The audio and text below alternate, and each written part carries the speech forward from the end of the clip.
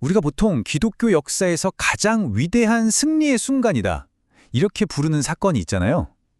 그런데 만약에요, 그 눈부신 승리가 실은 예수 그리스도의 복음을 가둬버린 아주 교묘한 덫이었다면 어떨까요? 오늘 이 조금은 도발적인 질문을 가지고 함께 이야기 나눠보겠습니다.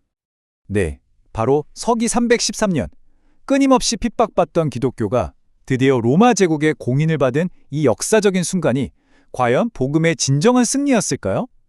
아니면 혹시 거대한 비극의 시작은 아니었을까요? 오늘 이야기의 핵심이 바로 이 질문에 담겨 있습니다. 자, 그래서 오늘은 이런 순서로 이야기를 풀어가 보려고 합니다.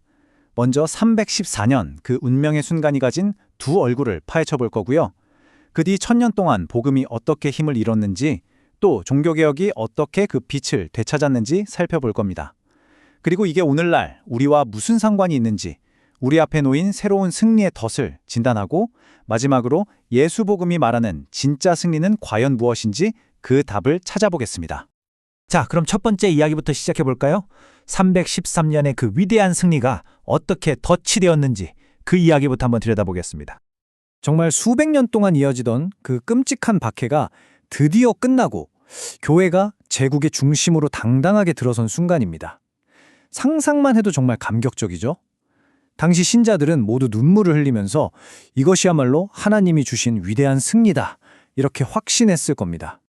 그런데 말이죠. 이 슬라이드를 한번 보시죠. 교회가 세상의 권력이라는 아주 화려한 옷을 입는 동안 그 안에서는 정반대의 일이 벌어지고 있었습니다.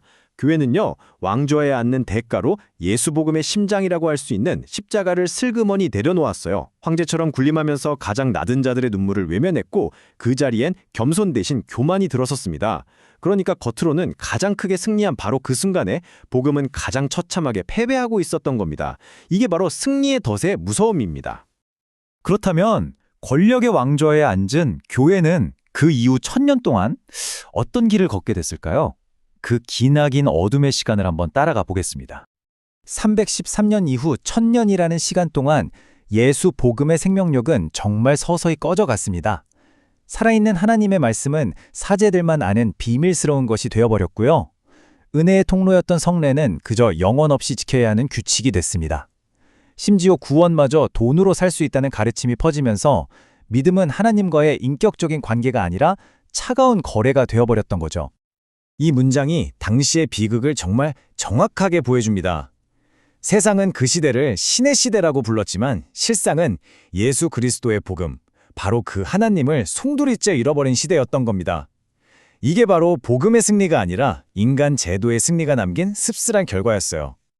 하지만 여러분, 역사는 늘 그렇듯 가장 깊은 어둠 속에서 새로운 빛을 준비하고 있었습니다.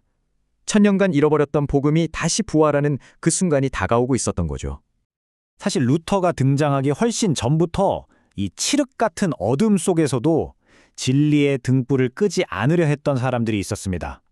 안셀무스, 위클리프, 얀 후스 같은 인물들이죠. 그들의 외침은 한결같았습니다. 인간이 만든 전통이 아니라 하나님의 말씀인 성경으로 돌아가자. 이 외침들이 모이고 모여서 거대한 영적 부흥을 위한 땅을 조금씩 갈아엎고 있었던 겁니다. 그리고 마침내 그 모든 외침이 이 세 가지 함성으로 터져나옵니다. 오직 성경, 오직 은혜, 오직 믿음. 이건요, 결코 새로운 무언가를 만들어낸 혁명이 아니었어요.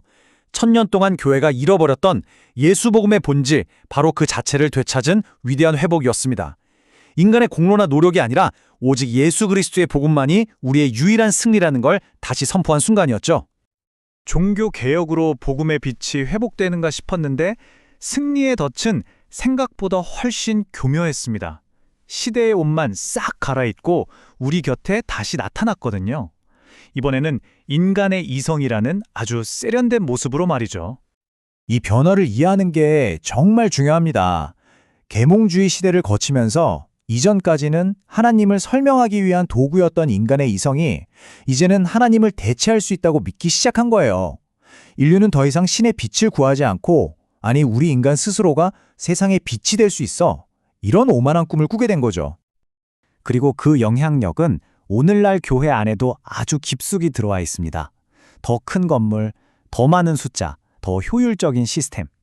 우리가 이런 세상의 성공 논리를 자랑하느라 정작 예수 복음의 능력은 뒷전으로 밀어내고 있지는 않은지 돌아봐야 합니다. 어쩌면 우리는 지금 또 다른 313년을 살고 있는지도 모릅니다.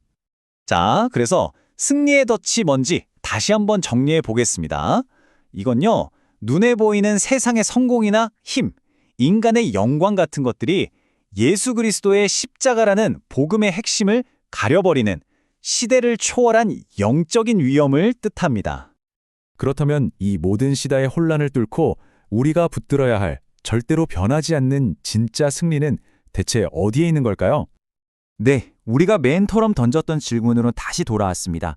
교회, 그리고 우리 한 사람 한 사람의 진정한 승리는 과연 어디에서 찾을 수 있을까요? 그 승리는 세상이 그토록 부러워하고 추구하는 힘의 상징, 그 화려한 왕좌 위에는 없습니다. 바로 여기, 세상에서 가장 약하고 가장 비참해 보이는 자리, 바로 예수 그리스도의 십자가 위에 있습니다. 이게 바로 세상의 지혜를 무너뜨리는 예수 복음의 역설이고 유일한 능력입니다. 복음의 참된 승리는요, 언제나 가장 낮은 곳, 약한 자의 자리에서 시작됩니다. 세상의 성공이 아니라 나를 내어주는 희생을 통해서 가장 밝게 빛나죠. 교회가 다시 복음의 능력을 회복하는 유일한 길은 세상의 왕좌에서 내려와서 바로 이 십자가의 자리로 돌아가는 것, 그것뿐입니다. 오늘 이야기의 결론은 어쩌면 아주 간단합니다. 교회의 진정한 승리는 313년 로마 황제의 그 화려한 선언문이 아니라 2000년 전 갈보리 언덕에서 우리를 위해 모든 것을 내어주신 예수 그리스도의 십자가, 바로 그 십자가만이 우리의 유일하고도 영원한 승리라는 사실입니다. 이것 하나만은 꼭 기억했으면 좋겠습니다.